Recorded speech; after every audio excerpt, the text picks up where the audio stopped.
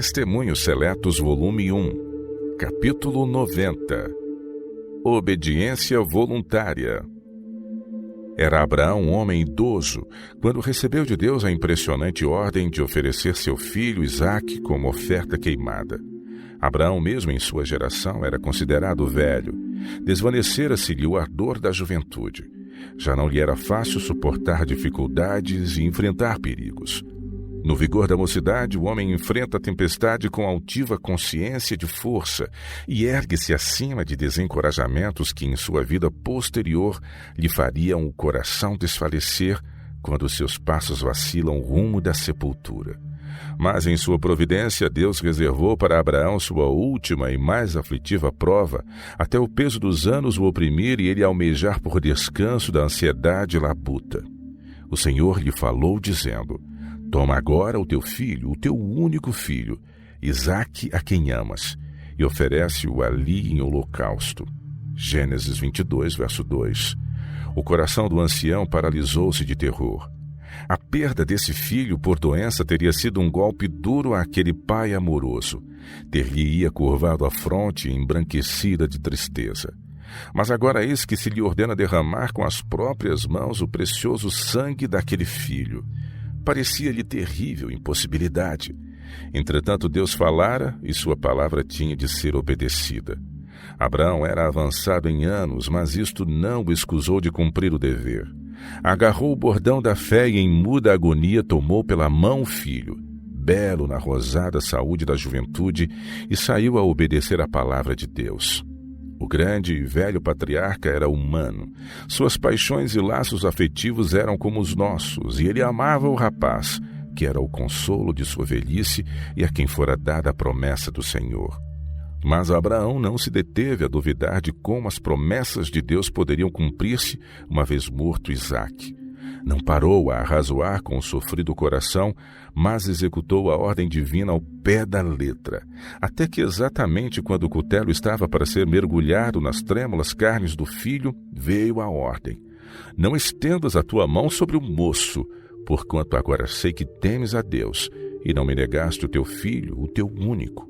Gênesis 22, verso 12. Esse grande ato de fé acha-se traçado nas páginas da história sagrada para brilhar no mundo como exemplo nobre até o fim do tempo. Abraão não argumentou que sua idade avançada o eximisse de obedecer a Deus. Não disse: Tenho os cabelos brancos, foi-se-me o vigor da varonilidade. Quem me consolará no final da minha vida, quando Isaque não mais existir? Como pode um pai idoso derramar o sangue de um filho único? Não. Deus falara e o homem devia obedecer sem questionar, sem murmurar ou desfalecer pelo caminho. Carecemos da fé de Abraão em nossas igrejas hoje, a fim de iluminar as trevas que ao redor delas se acumulam, excluindo a suave luz do amor divino e atrofiando o crescimento espiritual. A idade jamais nos excusará de obedecermos a Deus. Deve nossa fé ser prolífera de boas obras, pois a fé sem obras é morta. Todo dever cumprido, todo sacrifício feito em nome de Jesus traz uma recompensa excelente. No próprio ato de cumprir o dever, Deus fala e dá sua bênção. Mas Ele requer de nós uma inteira consagração de nossas faculdades. O espírito e o coração, o ser todo, tem de ser dado a Ele, ou do contrário não atingiremos a norma de cristãos verdadeiros. Deus não reteve do homem coisa alguma que lhe pudesse assegurar as riquezas eternas. Revestiu de beleza a terra e adornou-a para uso e conforto do homem durante sua vida temporal. Deu seu Filho a fim de que morresse para a redenção de um mundo que caíra pelo pecado e loucura.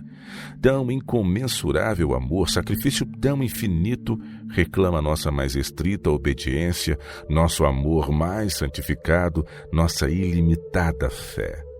Entretanto, todas essas virtudes exercidas até o limite máximo jamais se poderão comparar com o grande sacrifício feito por nós. Obediência implícita. Deus requer pronta e implícita obediência à sua lei.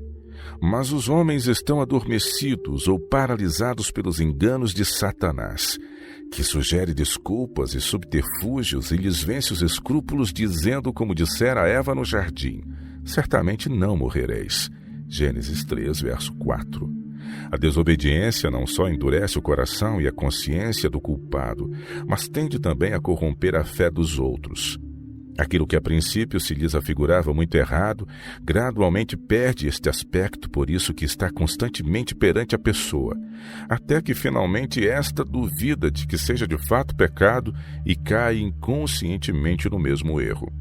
Por meio de Samuel, Deus ordenou a Saul que ferisse os amalequitas, destruindo-lhes totalmente as posses. Mas Saul obedeceu apenas parcialmente à ordem. Destruiu o gado inferior, mas reservou o melhor, poupando o ímpio rei. No dia seguinte, encontra-se com o profeta Samuel e todo, se gabando a si mesmo, disse: Bendito tu do Senhor, executei a palavra do Senhor. Mas o profeta respondeu imediatamente: Que balido, pois, de ovelhas é este nos meus ouvidos, e o mugido de vacas que ouço? 1 Samuel capítulo 15, versos 13 e 14. Saul ficou confuso e procurou fugir à responsabilidade respondendo: De Amaleque eles as trouxeram, porque o povo perdoou o melhor das ovelhas e das vacas para as oferecer ao Senhor teu Deus. O resto, porém, temos destruído totalmente. 1 Samuel 15, verso 15. Samuel reprovou então o rei, lembrando-lhe a explícita ordem de Deus, mandando-lhe destruir tudo o que pertencesse a Amaleque. Mostrou-lhe a transgressão e declarou que ele desobedecera ao Senhor. Mas Saul recusou-se a reconhecer que procedera mal. De novo excusou seu pecado, alegando que reservara o melhor do gado para sacrificar ao Senhor. Samuel ficou com o coração oprimido ante a persistência com que o rei se recusara a ver e confessar seu pecado. Disse tristemente: Tem porventura o Senhor tanto prazer em holocaustos e sacrifícios, como em que se obedeça à palavra do Senhor? Eis que o obedecer é melhor do que o sacrificar, e o atender melhor é do que a gordura de carneiros. Porque a rebelião é como o pecado de feitiçaria, e o porfiar é como iniquidade e idolatria. Porquanto tu rejeitaste a palavra do Senhor, ele também te rejeitou a ti, para que não sejas rei. 1 Samuel capítulo 15, versos 22 e 23. O perigo da procrastinação. Não devemos olhar ao dever e logo adiar o seu cumprimento. Esse adiamento dá tempo para as dúvidas, insinua-se a incredulidade, é pervertido o juízo e obscurecido o entendimento. Por fim, as repreensões do Espírito de Deus não alcançam mais o coração da pessoa iludida, que se tornou tão cega que pensa não se entenderem elas com ele nem se aplicarem ao seu caso. Vai passando o precioso tempo da graça, e poucos reconhecem que lhes é dado com o fim de que se preparem para a eternidade. As áureas horas são esbanjadas em atividades profanas, em prazeres, em absoluto pecado. É menosprezada e esquecida a lei de Deus. Entretanto, não é menos obrigatório cada um de seus estatutos. Toda transgressão trará seu castigo. O amor do ganho mundano leva à profanação do sábado. Entretanto, as reivindicações daquele santo dia não se acham atenuadas nem anuladas. O mandamento de Deus é claro e indiscutível nesse ponto. Ele nos proíbe absolutamente trabalhar no sétimo dia, pô-lo à parte como dia consagrado a ele. Muitos são os empecilhos que atravessam o caminho dos que querem andar na obediência aos mandamentos de Deus. Há influências fortes e sutis que os ligam aos caminhos do mundo, mas o poder do Senhor pode romper essas cadeias.